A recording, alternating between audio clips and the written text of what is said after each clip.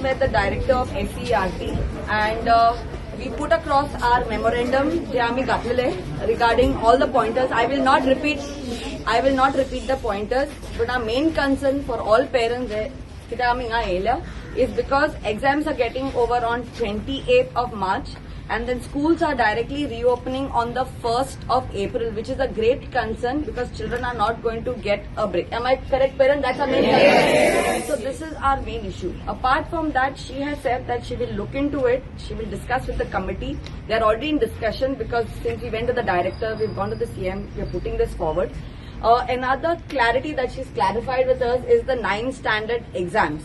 The main thing is now everyone was studying as 9th standard board exam thinking the answer 9th is the main board.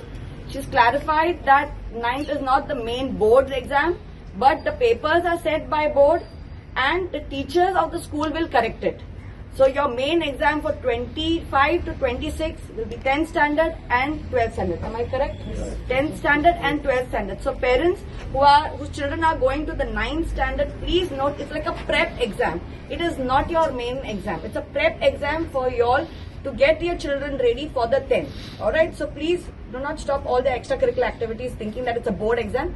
The papers are set by the board, but it will be corrected by your class teachers. Alright. The next thing that we spoke about is mentioning that it is important that we as parents have come here today not because we are against NEP, because the notion that's going to all the department heads that we are against NEP. We are not against NEP, we are for it, but how it's being implemented. We've realized talking to the director of SERT who handles still the 8th standard that the clarification from the top level, by the time it comes to the teachers and comes to the parents, it's like a Chinese whisper. We get totally distorted messages which are not very clear, and this is why we have come. And one thing about her is she said that anytime parents have any queries, we can go and directly address her as a PTA head and concerning. She's welcoming, but also she will make sure that she's clarifying certain pointers that we have raised. Can you tell about the language? She said shortly. Shortly is what she has said, but she has to call for a collective meeting and then accordingly she will let us know. But then we will do our next step, what as parents have to do, so we can put that. She said anything about the textbooks? So when we inquired about the textbooks, she said that 6 textbooks are already ready, but they are going to be set up into different distribution centers. So whether it's all Tiswadi will be one center, Bardez will be one center. The books are apparently being sent, but they will inform each centers as to when they can go and collect it. So whether it will happen on time, she said it will happen on time, but only time will tell us whether it's really going to happen. The books are ready. She said books are ready, but according to what the director said, that Director of Education said e-books will be there. That's what startled us all. But to her clarification, she said that the books are ready for the 6th standard. Only collection have to be done by the representatives of the school, and hopefully it will be done soon. Hoping for that. Our major concerns is that going ahead, children may not be allowed to opt for foreign languages. This is a matter under consideration apparently already, and she will be issuing a clarificatory circular to this effect.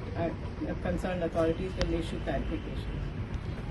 To make it more clear, what advocate has said, that in the circular it said from those students who are in the 8th standard moving ahead will continue it.